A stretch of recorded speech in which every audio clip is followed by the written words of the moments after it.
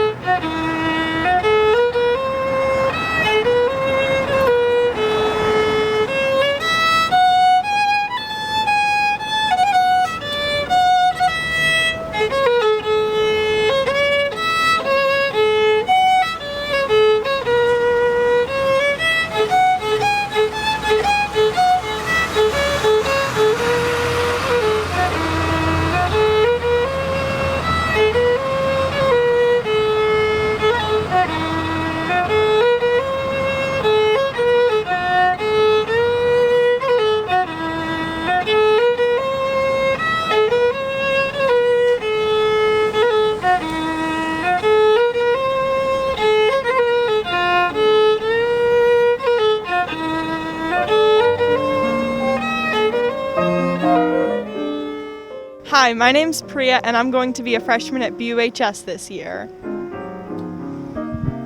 Hi, I'm Xiaohan, and I'm going to be a freshman somewhere. I'm moving.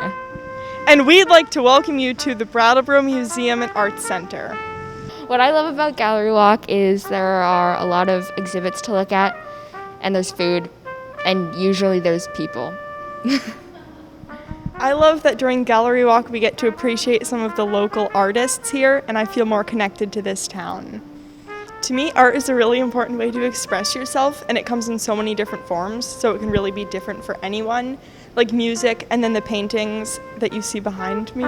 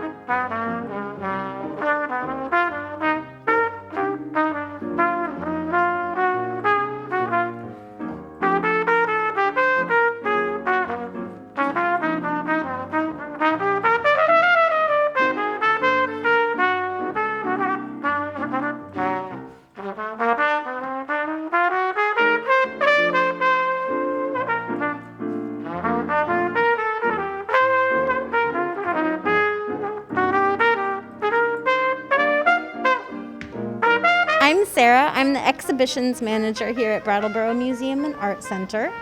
And the museum is open after being shut down for about 3 months because of the COVID pandemic. But now we're back, we're open to the public, and we're really excited to be part of Virtual Gallery Walk. Today, we're just going to take a look at some of the shows that we have up at the time being. This is an exhibit by Stephen Kinder, who is an artist who's based in New York City. He has been an abstract painter for a long time, but in his one of his other practices for a long time has involved working with people on the streets of New York who have experienced or are experiencing homelessness to form a relationship with them and paint their portraits. Typically, portraiture was used as a way to elevate people in positions of power, to celebrate their wealth and their kind of illustriousness, famous people, kings, queens, presidents, whatnot. What Stephen has done is he has decided to paint portraits of people who are often overlooked or ignored or purposefully kind of pushed to the side so that we don't have to see their pain or the trauma that they've experienced. So by painting these on a really grand scale and elevating them, he's actually kind of put the portraiture tradition on its head a little bit and encouraging us to meet the eyes of people that we might otherwise not see or not acknowledge, and to really see their personhood and their individuality.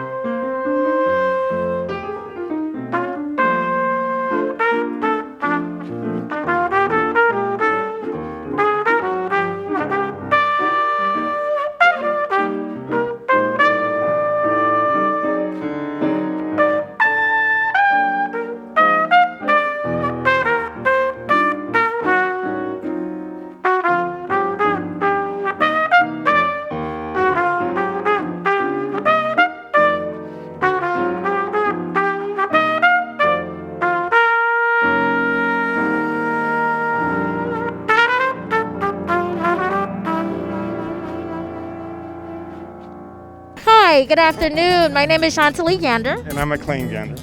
And you're joining us here today at the Wheelhouse Clay Center in the Harmony Lot for Gallery Walk. Now, for those of you who are not familiar with the Wheelhouse Clay Center, it has been here for about a year and a half, and the co-owners include Tita Hilsden and Sherry Sabursky. So why don't you follow us in to see what it's all about and what they do here. Hi, Tita. Hi, Shanta. Hi, Matt. Hi, Tia. How are you? So why don't you take us on a little tour and tell us what we're looking at? I see a lot of beautiful pieces. I would love to tell you about Wheelhouse Clay Center. So you are in the showroom when you come into the studio. We have the work of some of the potters here, not everyone, but some of us. And everything else beyond what you're seeing here is makerspace.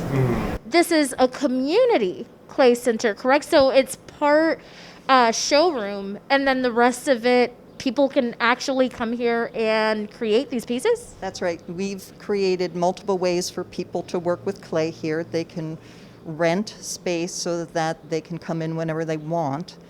And sometimes we also have public events where someone can come in and for just a 2-hour block of time learn one project.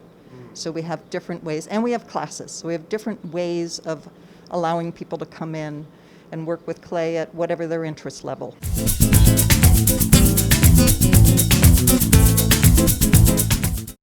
This is an SD Organ Company style JJ.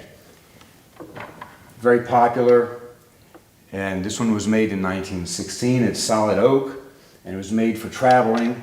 These organs were taken all over the world by missionaries, and they were used wherever organs were used. On the street for the Salvation Army, they were used in traveling troops, vaudeville and such, used to back square dances when there was no piano. So very popular, very useful instrument. JJ was Julius J. Esty, who was the son of Jacob Esty. And I'm pretty sure this was named after him. We have 4 octaves only, whereas the other organs have 5 or sometimes 6. And as usual, you pump the bellows. And that's our sound. It's very brilliant because these things need to be really heard, especially when people are singing.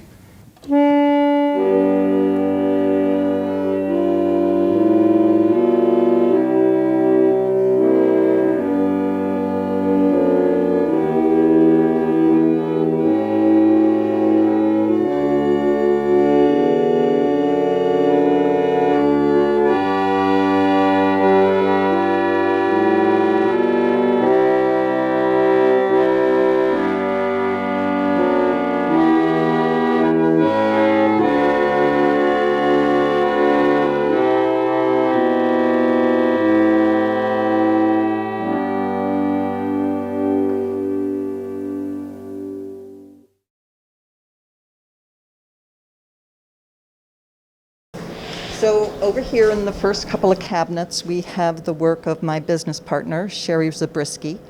She's been a professional potter for many years, and so her birch bark is really her signature pottery. Most people know Sherry for her birch bark. In the second cabinet, you also see her very playful octopus pottery and other kinds of things that she does. So Carol Ross is our guest potter here right now. We generally, and we often will change that at Gallery Walk, we'll have a special guest featured for Gallery Walk. So Carol Ross is currently our featured artist. Emily Bourne grew up here, went off to college, became a ceramic artist, and is now working here at Wheelhouse Clay Center, and we are very pleased to be part of that full circle of pottery making in Brattleboro. This is my own work, these 2 cabinets, and I started learning clay in 1977, and I really fell in love with dinnerware, with the kind of things that just enhance your eating experience. You use them when you eat, so I love making mugs, bowls, plates, and I love making custom dinnerware for people. When you're putting together like a set of bowls like those, what are you thinking of? The first thing I'm thinking about is a really strong form. So the curves look beautiful, that they have an earthy look to them. And the second thing I'm thinking about is how they're going to function. I want them to be the right weight. I want them to have a little bit of curve in the plate so your peas don't roll off the plate. And I want them to, I want to talk with the customer so that the piece that they're buying really fits their own aesthetic. And then we choose the visual elements that are going to work, so the glaze or any decoration that they want it.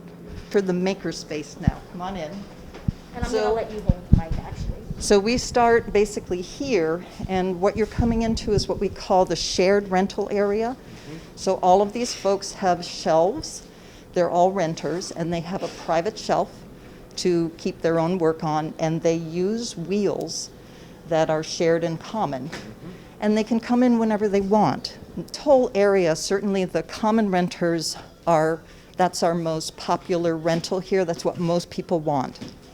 On the other side over here, you're seeing our private rentals. These folks rent a whole little piece of real estate that's their own. And so they have their own wheels. They're not sharing, although they'll share if you ask. One of our private renters, this is Brooks Healy, and he's making things right now. Today I threw some plates, and this morning I used a template to press in a mold to the leaf. I like working with leaves. I cut these out yesterday and I'm molding them for a sculpture of some sort. You can see. Here's an example of a piece of Brooks's, a finished piece of Brooks's, where he has used lots of leaves. That's so beautiful. He's our leafy guy around here. So we're about to leave the maker space and come into the classroom. All the students get to come back. We're open 7 days a week for students to come back and practice. So here is, this is a class, and so all the folks, when they've made something, they put their pots on shelves. And once they're dry, the next thing is they go into kilns.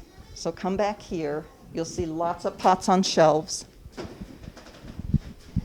And this is the one piece that Sherry and I do for everyone. We load and fire those kilns. But everyone does everything on their own here from start to finish, except for loading the kilns. So this is a kiln that fired last night, and so it's still quite hot. And it is 1130 degrees, but it was closer to 2200 degrees when it finished firing. That must be a resource that really isn't readily available to most folks who are into ceramics. In other words, you're providing something that people can't easily get. That is absolutely true. It's not too hard to buy a wheel and take it home and put it somewhere in your house. But the setting up and the electrical service for the kilns is probably our single biggest expense in setting up Wheelhouse. And most people don't do that in their own homes. We sometimes have special activities during Gallery Walk, or we used to. So we'll see where it goes. But Gallery Walk is it's a precious thing for our town. Absolutely. And we hope that it's going to continue. And thank you both so much. It's wonderful to be in your space. Thank you, and Sherry for bringing us this to the region. You may think that playing an organ is about which key you press. However, the most important thing about playing reed organs is the feet. So a lot of what I was doing there, the crescendo and the decrescendo, was done with adjusting the pressure of the air with my feet. Without opening the knee lever, I can have, by barely moving my feet at all. Faster, more pressure.